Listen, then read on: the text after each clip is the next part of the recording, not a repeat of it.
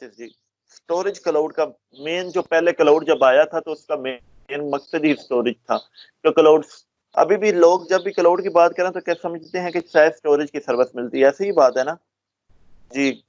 मुफ्त लो, जहाँ भी यहाँ पे भी आपको देखा टीम है तो टीम में भी वो बताता है कि क्लाउड स्टोरेज को ही देखता है कि कौन सी स्टोरेज हम लोगों तक प्रोवाइड करते हैं। ये टॉपिक काफी इम्पोर्टेंट है, इसको मैं प्रैक्टिकली भी थोड़ा सा समझाऊंगा।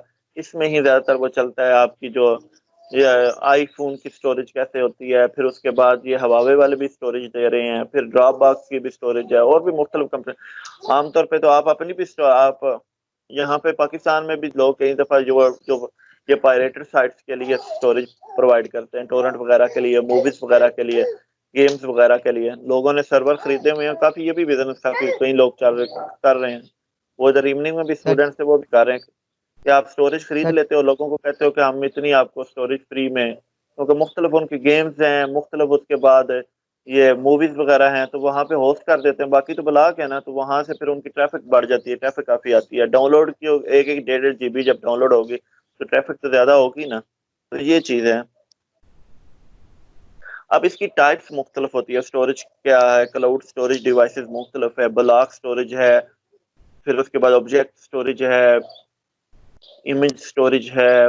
ये कोशिश करूंगा मैं आगे क्लियर करने की कि ब्लॉक स्टोरेज क्या होती है, इमेज स्टोरेज क्या होती है, ऑब्जेक्ट स्टोरेज क्या होती है।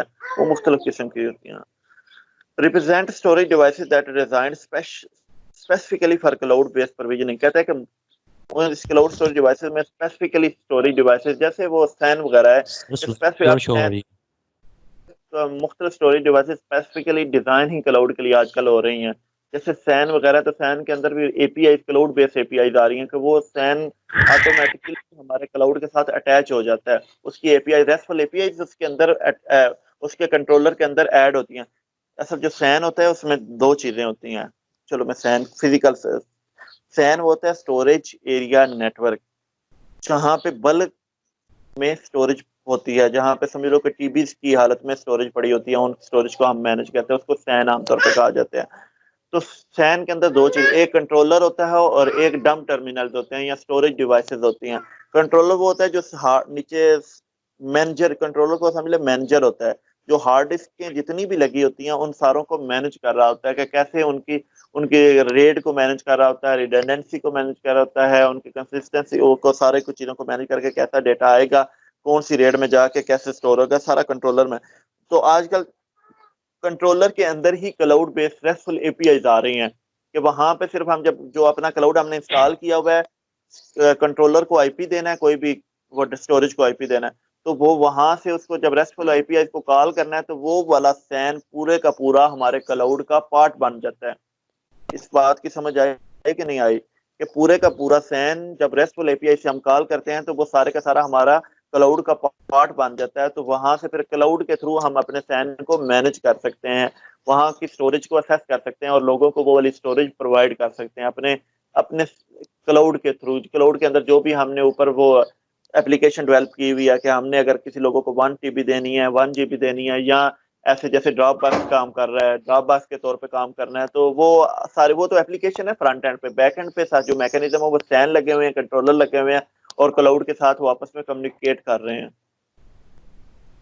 College cloud storage device commonly able to provide fix increment capacity, कि इसके अंदर वो कैपेसिटी है कि जैसे जैसे स्टोरेज हमें ज्यादा चाहिए होती है वो साथ साथ में बढ़ती जाती हैं। वो कैप्चर उसका वो मैकेनिज्म बढ़ता जाता है, जितनी मतलब है कि पहले 2 GB चाहिए, अगर हम उसको वो कहता है कि मुझे और चीज खरीदनी है, तो वो हम उसको वहां से ही 2 को 4 GB कर सकते हैं, क्योंकि वो ऑप्शन है। पहले मैंने बात की वर्चुअलाइजेशन का, वर्चुअलाइजेशन होगी तो तभी हम उसकी कैपेसिटी को बढ़ा सकते हैं, क्योंकि उसके रिसोर्सेज को वो क्लाउड का पार्ट होगा तो उसको मैनेजमेंट आसान होती है।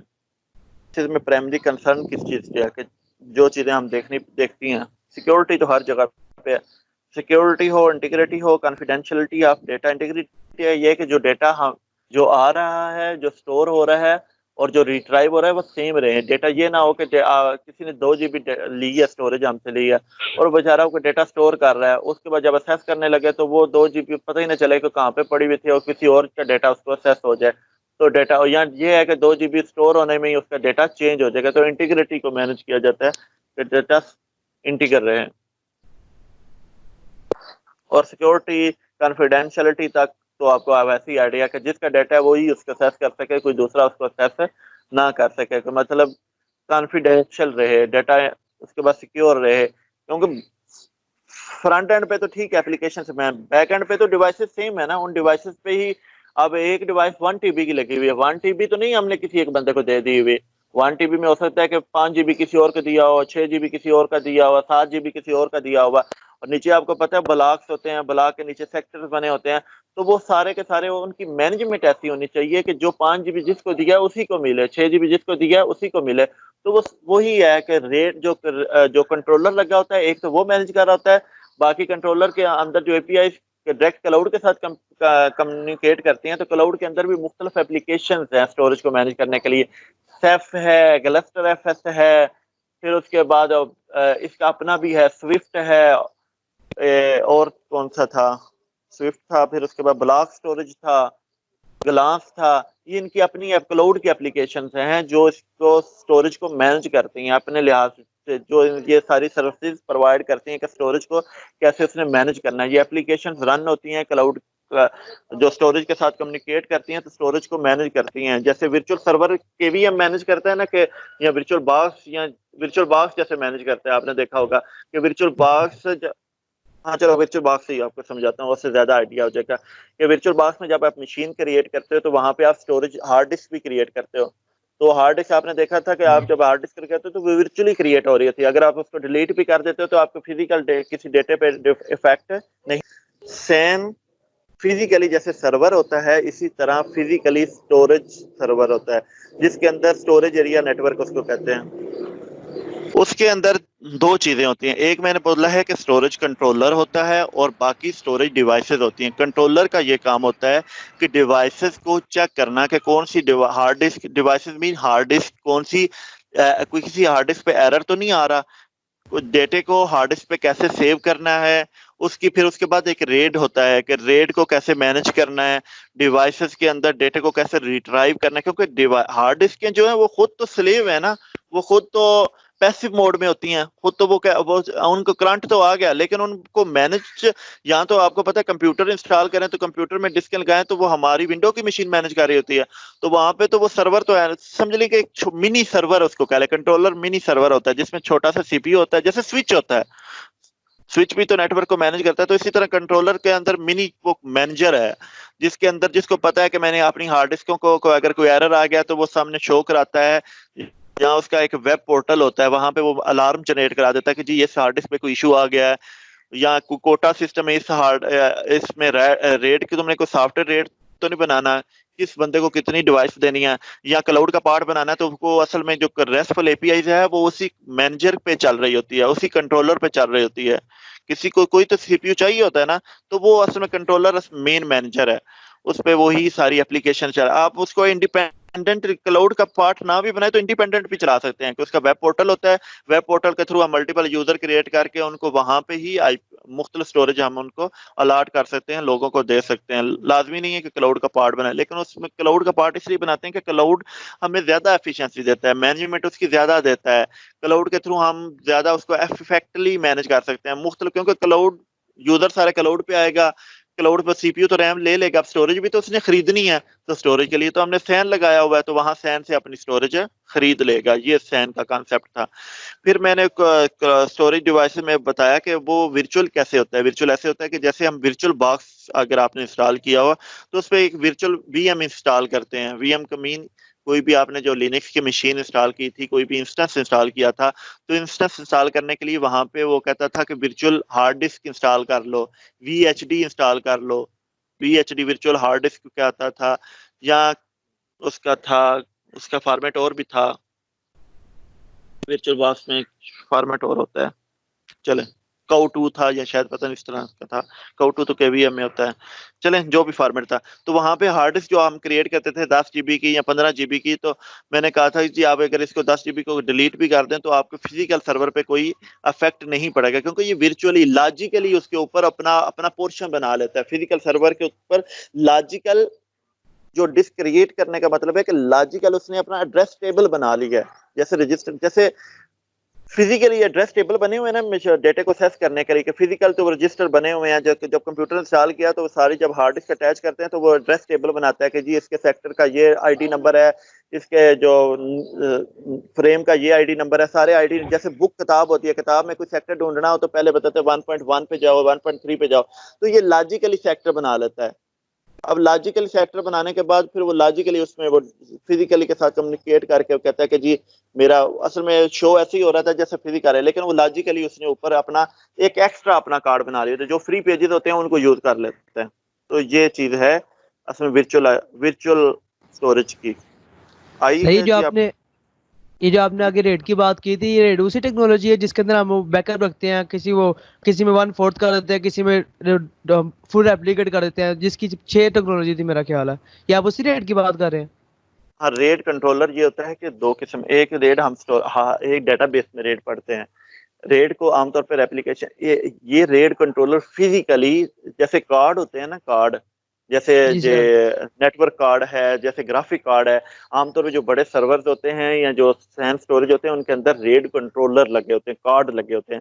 इनका काम ये होता है कि ये हार्ड डिस्कों को एक जगह पे कंप्यूट करते हैं, इकट्ठा करते हैं। मतलब 10 हार्ड डिस्कें लगी हो तो 10 डिस्कों को ये स्टोर, जो सर्वर में ऐसे नहीं आता कि ABCDE, जैसे विंडोज में आ जाते हैं ना, तो एक डिस्क पे हम ABC बना लेते हैं, सी प्राइमरी डिस्क। कंप्यूटर में तो अभी एक डिस्क लगी होती है, उसको भी हम 3 में पार्ट बना लेते हैं, प्राइमरी लॉजिकल पार्टीशन कर लेते हैं ABCDE में। लेकिन वहां पे तो डिस्क ही 10 15 20 25 लगी होती हैं। वहां पे रेड कंट्रोलर ये करता है कि उन 20-25 को कंप्यूट करता है, इकट्ठा करके हमें एक स्टोरेज शो करता है। मतलब 40 TB, एक TB की 40 डिस्कें लगी हुई हैं, तो स्टोरेज में सर्वर में हमें 40 TB शो होगी। वो रेड कंट्रोलर ही उनको मैनेज करेगा, कंप्यूट करेगा। उसके बाद मुख्तलिफ किस्म के रेड कंट्रोलर की टाइप है, आप अपने लिहाज से रेड 1 है, रेड 2 है, रेड 5 है, रेड 10 है, रेड 50 है। इनके अंदर मुख्तलिफ होता है कि अगर रेड 1 0 करेंगे तो वो सारी हार्ड डिस्क 40 की 40 TB शो होंगी। अगर हम रेड 1 या रेड 10 करते हैं तो उसमें ये करता है कि 2 हार्ड डिस्कों को 2 का रेप्लिका बना लेता है, उनका पूरा बैकअप बना लेता है। कि मतलब ऐसे होता है कि एक हार्ड डिस्क क्रैश भी कर जाए तो तब भी हमारा जो सर्वर है वो क्रैश नहीं करता, क्योंकि उसने उस हार्ड डिस्क का एक पूरे को पूरा बैकअप बना के दूसरी हार्ड डिस्क पे स्टोर किया होता है।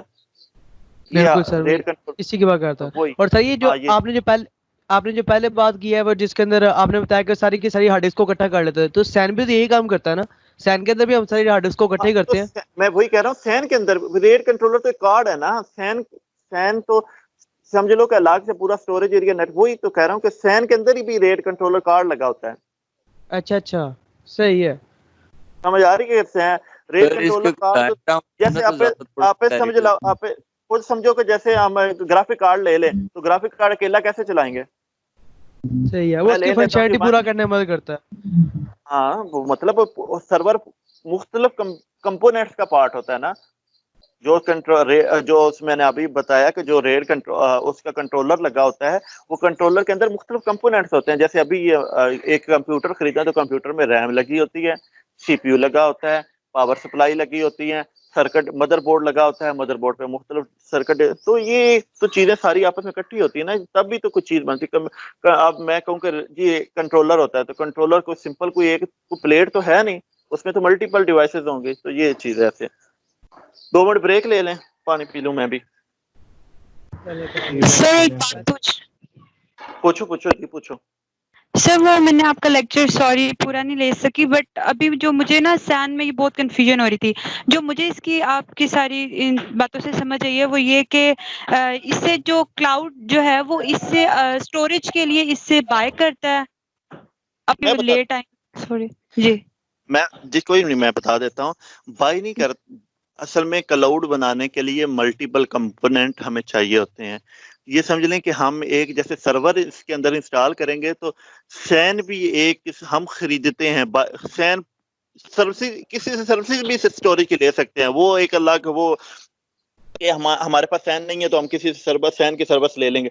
वरना हम सैन खुद क्लाउड जब बिल्ड करते हैं या डेटा सेंटर बिल्ड करते हैं तो अपना सैन खरीदते हैं और वहां पे इंस्टॉल करते हैं और उस सैन को अपने क्लाउड का पार्ट बना लेते हैं।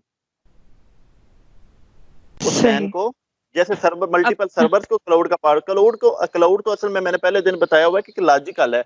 अब उसके अंदर मल्टीपल डिवाइसेस है, मल्टीपल कंपोनेंट्स हैं, तो सैन भी उसका एक कंपोनेंट बन जाता है, उसका पार्ट बन जाता है। तो जब यूजर कोई स्टोरेज की, किसी यूजर को स्टोरेज की सर्विस चाहिए होगी, तो वो हम उसको वो वाला क्लाउड सैन से हम उसको वो स्टोरेज सैन के थ्रू प्रोवाइड चीजें आगे कवर करूंगा।